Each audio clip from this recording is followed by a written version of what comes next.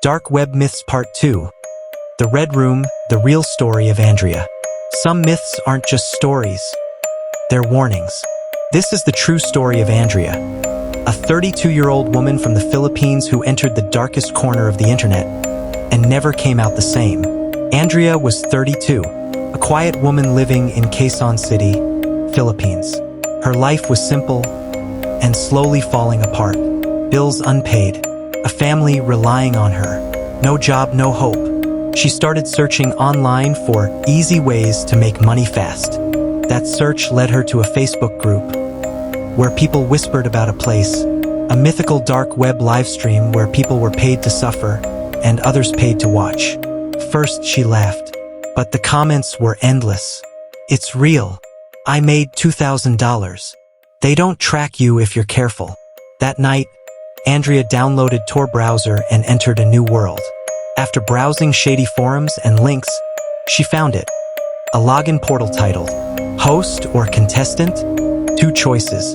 Be a host, pay to control the show. Be a contestant, get paid to perform. She clicked, Contestant. Pop-up appeared. If you continue, your survival is no longer our responsibility. She paused and clicked, I accept.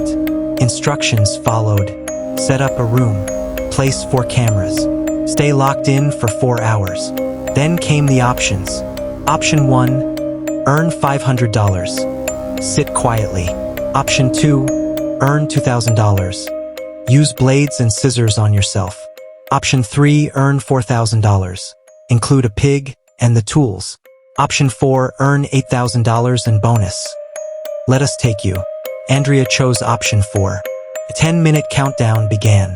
She hadn't shared her address. No GPS. No camera. Yet, as the timer hit 0, a black car pulled up outside. Her phone rang. A robotic voice said, "Come outside. We're here."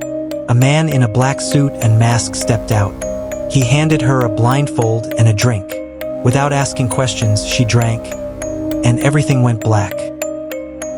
She would later recall flashes, being moved between cars, cold metal, laughter, and finally waking up.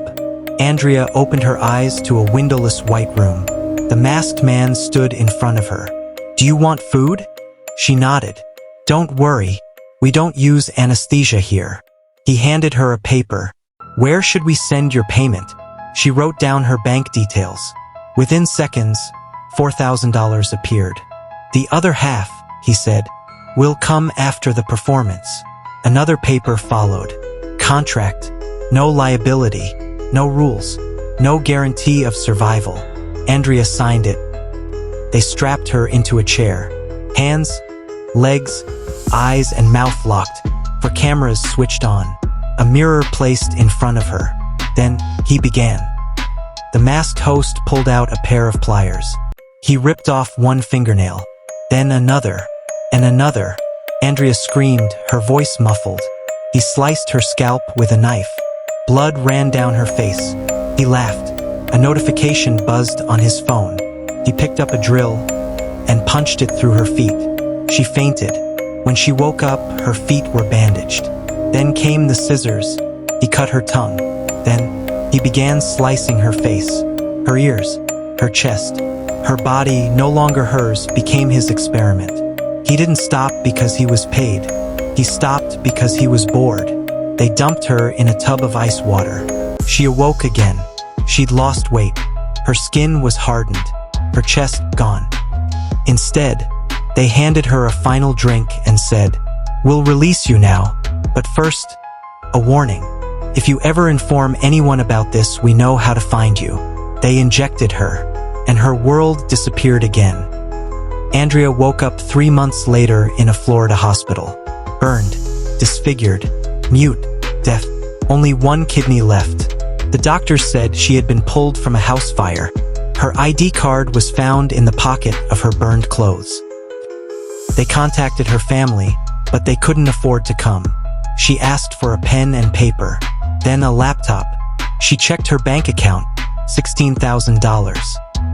Andrea flew back to the Philippines. Her family was shocked. They asked where the money came from. With tears in her eyes, she simply wrote, "I volunteered for a job in America. There was a fire. This is compensation." They believed her. She used the money to open a small store. She lived for 4 more years and died of a heart attack, or so they say. After her death, her brother found a diary in her belongings. In it, everything was written, from the day she joined the Red Room to the horrors she endured. He never showed anyone. He was too afraid, until he grew old and dying, and handed it to a reporter, asking him to share it with the world. The government did nothing. The Red Room remained untouched. The hosts were ghosts, hidden behind proxies, countries, power. Some call the Red Room a myth.